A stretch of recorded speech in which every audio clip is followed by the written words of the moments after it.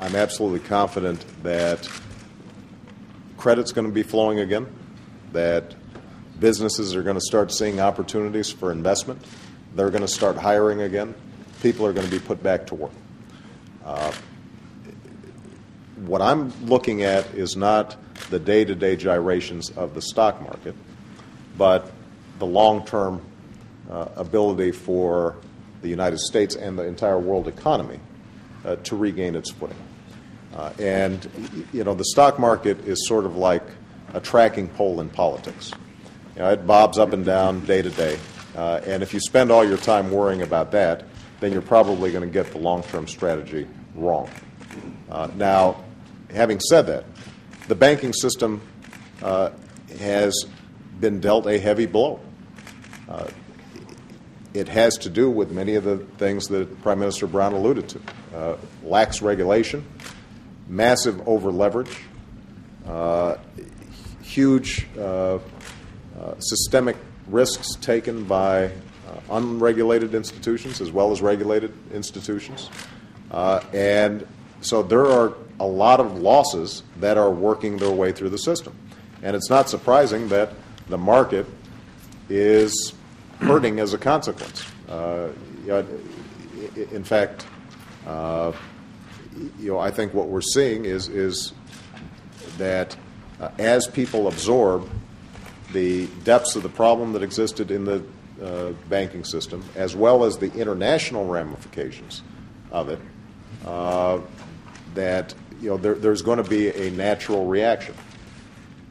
On the other hand, what you're now seeing is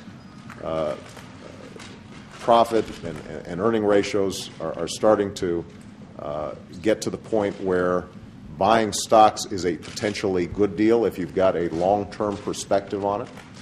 I think that consumer confidence, as they see the American Recovery and Reinvestment Act taking root, businesses are starting to see opportunities for investment and potential hiring.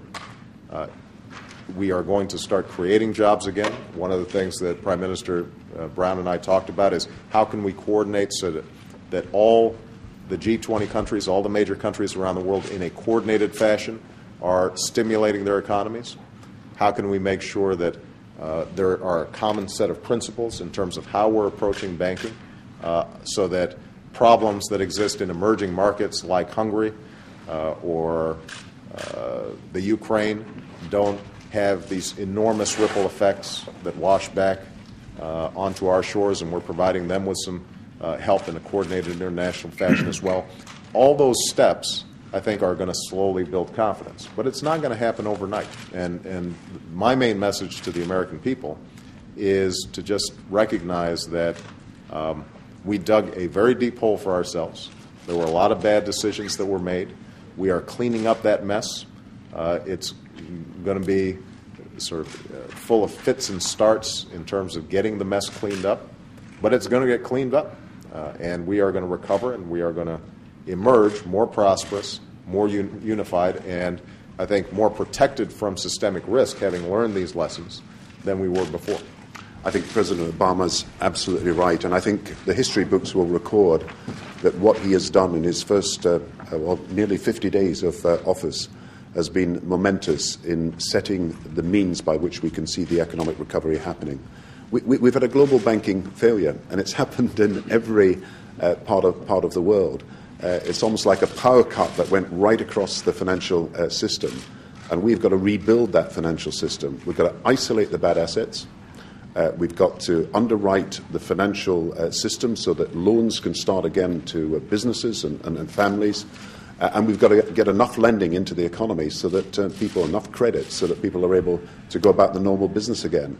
And that's why we're looking ahead to the G20 in London in April, because a bad bank anywhere can affect good banks everywhere. So we've got to root out the problems that exist in other parts of the world as well, set principles for the banking system for the future, and make sure that the banks subscribe to lending agreements where they actually increase the lending that is available to citizens in every country.